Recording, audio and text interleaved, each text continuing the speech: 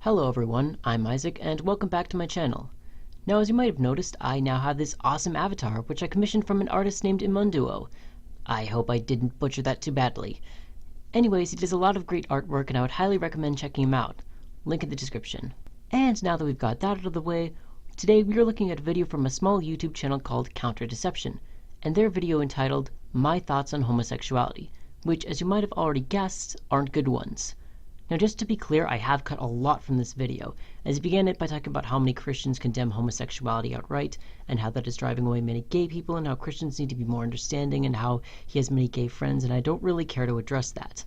You can check out his full video by checking the link in the description to see exactly what he said. But without further ado, let's get into it. With homosexuality, if they keep on practicing it, there are severe consequences. Okay? You know. No, I don't know. There are no ill effects from, as Counter-Deception would say, practicing homosexuality, or at least none that are inherent to homosexuality. With sodomy, it's very easy to get a life-threatening UTI. HIV is transmitted extremely easy through sodomy. I don't want to go into details why, it's a little gross, but... First, you don't need to use derogatory terms to describe our sex lives. The process by which HIV is transmitted is no more gross than that by which you impregnate someone. Second, I believe the term you're looking for is STD, not UTI, as it refers to urinary tract infection, and HIV is not a urinary tract infection. Thirdly, HIV is not inherent to homosexuality. According to a CDC report entitled HIV Incidence and Prevalence in the United States 2010 to 2015, page 5, in 2015 among females, the largest percentage of HIV infections was attributed to heterosexual contact, 87%. In other words, gay women are actually safer than heterosexual women when it comes to HIV. And although the gay community as a whole does have a higher HIV rate than the general population, that can be mainly attributed to societal prejudice, as HIV rates amongst LGBT youth who came from non-accepting backgrounds were 3 times as high as those who came from accepting backgrounds. Furthermore, HIV can be transmitted through several other means, such as mosquitoes, blood transfusions, and many others. And in many regions, sexual transmission isn't even the primary source. Take East and Southern Africa, for example. It is home to 6.2% of the world's population, but over half the total number of people living with HIV in the world, 19.4 million. With gay men, sex workers, their clients, and drug users only making up 21% of cases. If HIV is really God's punishment for immorality, then why is East and Southern Africa most heavily affected?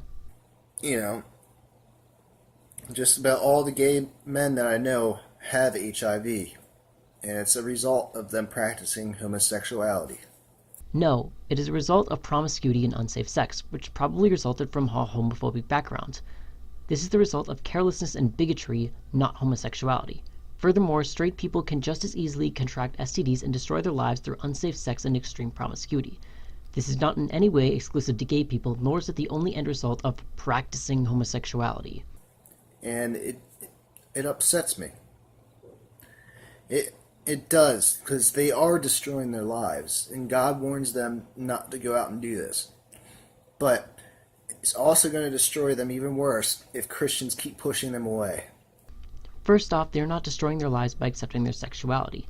People who live openly gay can have just as happy and fulfilling lives as straight people. Even people who are HIV positive can live decent, healthy lives should it be caught early enough, and some people can even become undetectable, meaning there is effectively no risk of transmitting the disease.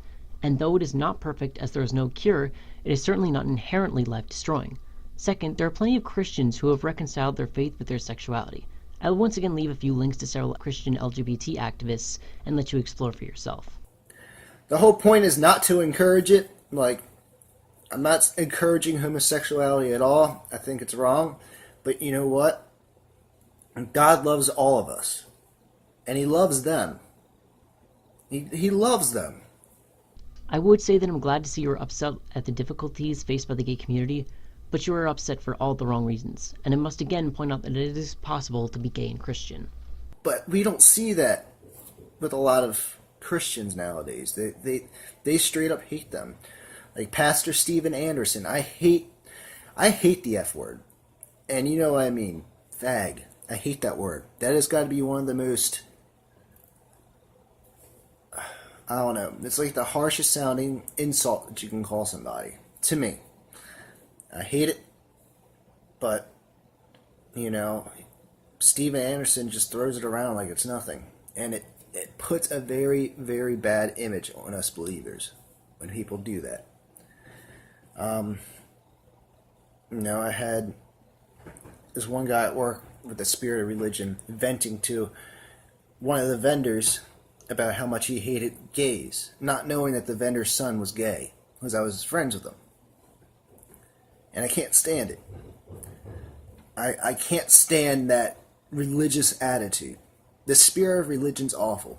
It really is. You know, we're all sinners. All of us. All of us. Their sin is no more or less disgusting than ours. Okay? Now, although you point out the outright hatred and homophobia of other Christians and condemn it, the fact that you would imply homosexuality is disgusting really shows that you are still very much homophobic. In fact, I would argue that this kind of homophobia can actually be more dangerous than the outright hypocrisy, as outright homophobia is easier to spot and allows individuals to put up psychological barriers in order to protect themselves. Whereas with your homophobia, people might not immediately recognize it and get lulled into a false sense of acceptance and security. And I know your intentions here are good, but as someone who has been personally affected by people with your beliefs, believe me, it does damage people, even if they never tell you how much you hurt them or how badly you broke their trust. For all have sinned and fallen short of the glory of God. You know, homosexuals need to get saved, and they can if we were more open and loving to them. Doesn't mean we have to agree with what they're doing, but nonetheless, we need to be more loving to them. If you don't want gay people to be gay once they join your religion, what do you want them to do? Have them go through conversion therapy, enter a mixed orientation marriage? Because both of those very severely damage individuals, as there is no peer-reviewed scientific evidence anywhere that conversion therapy can work and has been rejected by every major psychological association on the planet. And according to a 2015 study, mixed orientation marriages fail far more often than other marriages, as the divorce rate amongst those in mixed orientation marriages is 69% overall versus around a 25% for the general population. You know, they're some of the best people I've ever met. They really are. I love them to death. But, you know, I just wanted to get that one off my chest. It's a shame to see all these legalistic Christians, because they're essentially damning them. They're damning homosexuals by pushing them away from the truth. And it's sick. But, yeah, if you're watching this and you're a homosexual, yes, you can be saved. Yes, God loves you. No, what you're doing is not right, but God still loves you and He wants you saved. So, yep, I just wanted to put that out there. God bless. No matter how loving you are, or how many legalistic Christians you condemn, or how good your intentions are, you're still very much homophobic, and your rhetoric is still very much damaging to the LGBT community. Just as someone cannot claim that they are not racist if they don't fully view all other ethnic groups as inherently equal to their own, you cannot claim that you are not homophobic without fully accepting gay people. Once more, you have no rational basis for condemning the LGBT community, as the only reasons you seem to have is HIV, which I demonstrated not to inherently have anything to do with homosexuality, and certain interpretations of a few select passages from your holy book. If there are any gay people watching this, know that what this guy is spewing from his mouth is complete bullshit.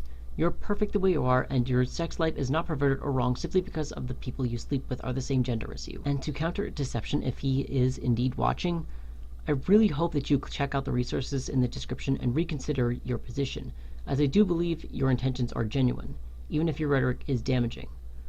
Believe me, the sooner you do so, the sooner you can help improve the lives of your gay friends. Anyways, that's all for this video. Please be sure to give this video a like, subscribe for more content, and I'll see you guys next time.